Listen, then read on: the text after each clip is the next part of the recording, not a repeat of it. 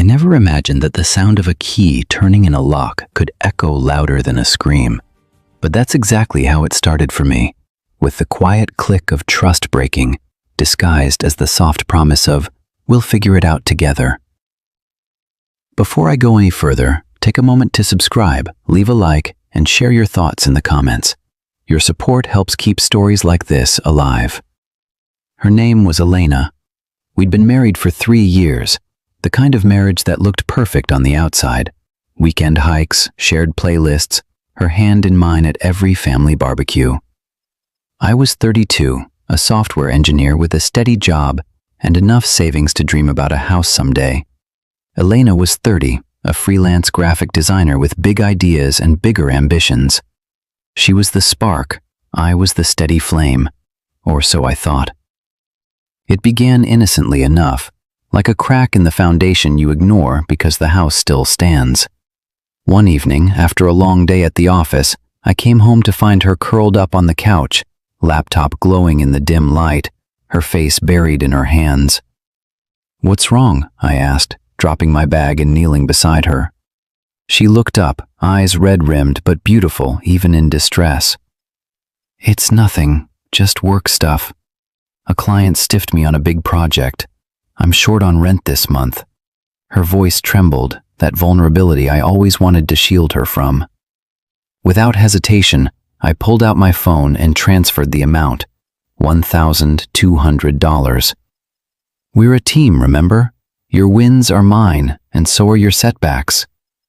She melted into my arms, whispering, "You're my rock, Alex. I don't know what I'd do without you." That night, we made love like it was our first time, her gratitude wrapping around me like a promise. But promises, I've learned, are fragile things. The next month, it was car repairs. Her old Honda had finally given up, sputtering to a halt on the highway. "I can't afford a new one right now," she said over dinner, poking at her pasta with those long, artistic fingers. The estimate was $4,500. I cashed in a chunk of my emergency fund, no questions asked. "Think of it as an investment in us," I joked, handing her the keys to a rental while the shop worked. She beamed, that radiant smile that had hooked me at our college reunion 5 years earlier. "You're too good for me," she said, kissing my cheek. And in that moment, I believed it was true. Being too good was just what love looked like. The hits kept coming, subtle at first, then like waves crashing harder. A temporary dip in her freelance gigs led to a $2,000 credit card payoff. Then came the Dream Course, an intensive online certification in digital illustration that she swore would skyrocket her career. $3,800 plus books and software. I remember the night she pitched it, rain pattering against the window, a bottle of red wine half empty on the coffee table. She paced the living room, eyes alight with passion. "This could change everything, Alex. I could finally go full-time, build my own studio. We'd travel, start that family we've talked about." Her enthusiasm was infectious. I logged into my bank app right there, wiring the funds before the wine had even settled. "For your dreams," I said. She launched herself at me, hugging so tight I could feel her heartbeat sync with mine. "I love you more than words," she murmured. It was the last time I heard those words without a shadow of doubt. By the time the course payments cleared, my savings had dwindled from a comfortable $25,000 to under $8,000. I didn't mind, not really. Elena was blooming, her portfolio filling with vibrant designs, late nights turning into excited mornings where she'd show me sketches over breakfast. Our fights were few, mostly about small things like whose turn it was to do dishes. She seemed distant sometimes, glued to her phone, but I chalked it up to creative flow. Artists get lost in their heads, I'd tell myself, pouring her coffee just the way she liked, black with a hint of cinnamon. Then, one crisp October morning, I woke to an empty bed. The sheets on her side were cool, the pillow untouched. "Elena?" I called, padding down the hall in my boxers. The apartment was silent, save for the hum of the fridge. On the kitchen island, next to my half-eaten apple from last night, sat a single sheet of paper, folded neatly like one of her design mock-ups. "Alex, I'm sorry. I need to find myself, away from everything. You've been my everything, but I feel suffocated. This isn't about you, it's me. I'll always cherish what we had. Please don't hate me. Take care of yourself. Love, Elena." No phone, no clothes in the closet, just hangers swaying like ghosts. The course laptop? Gone. Her favorite mugs? Packed. It was surgical, efficient, like she'd planned it for weeks. I stood there, note in hand, the words blurring as my chest tightened. Not anger first, no, that came later. It was disbelief, a hollow ache like swallowing glass. I texted her, "Not anger first, no, that came later. It was disbelief, a hollow ache like swallowing glass." I texted her, "Are you safe? Where are you?" Delivered, but no red receipt. I called, straight to voicemail. "Hey, it's Elena. Leave a message, or better yet, email me a concept board." Her laugh in the recording twisted the knife. I didn't cry that day. I couldn't. Instead, I called in sick to work, methodically stripped the bed, and washed every trace of her scent from the linens. The dryer buzzed like a funeral dirge as I stared out the window at the gray city skyline. By evening, the apartment echoed with emptiness, every corner a reminder. The dent in the wall from when we moved the couch too fast, the scuff on the floor from her high heels. I poured a scotch, neat, like she used to tease me for, and sat on the balcony, watching leaves skitter across the pavement below. Why now? After the money, the support, the endless "I got yous"? The timeline clicked into place like a puzzle I hadn't wanted to solve. The distance had started right after the last payment. Polite smiles, quick kisses, "I'm tired" excuses. She'd waited until the slate was clean, then vanished.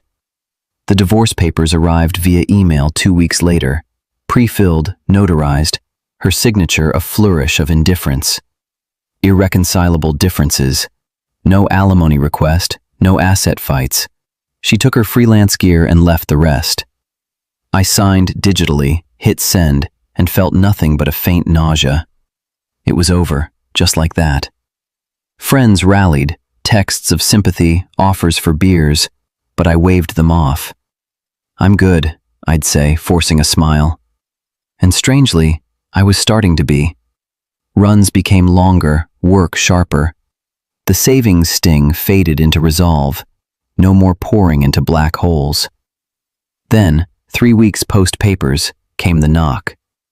It was a lazy Sunday afternoon, the kind where sunlight slants golden through the blinds and you half consider napping through it. I was midway through a podcast on stoicism, ironic in hindsight, when the doorbell chimed. Wiping sauce from my hands, I'd attempted lasagna, a sad solo version. I shuffled to the door and swung it open.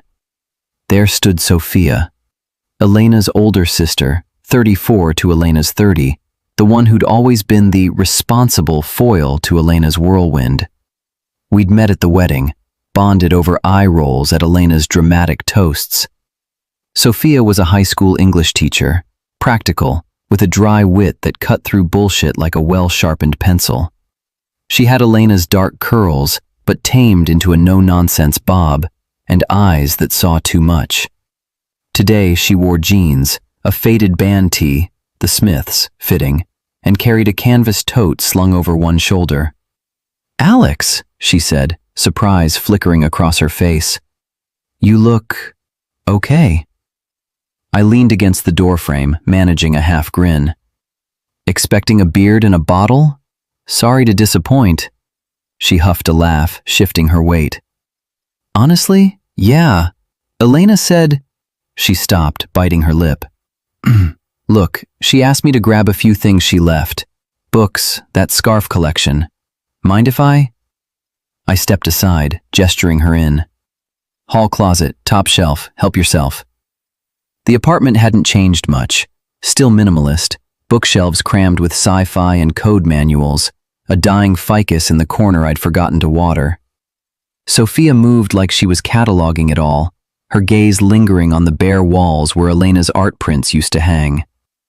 She pulled down a box, sifting through silk scarves and dog-eared paperbacks with the efficiency of someone who'd packed for runaways before. "You holding up?" she asked, not turning, her voice casual but probing.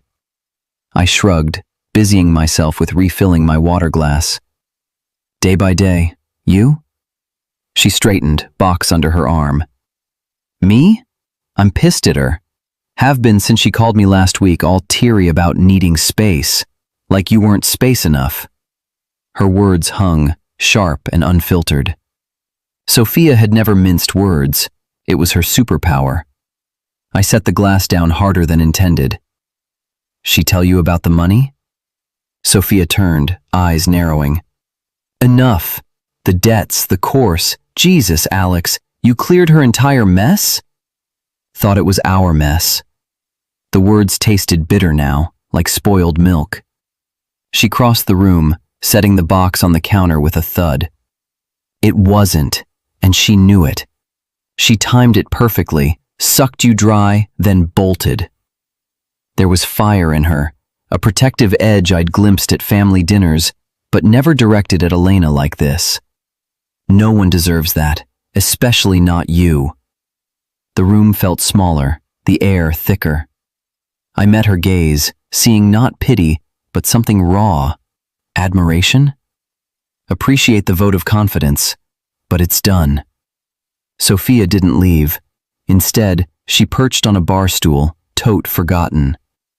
"Can I stay for a bit? I brought coffee from that roastery down the street. Figured you'd need it more than scarves." I hesitated, then nodded. "Twist my arm."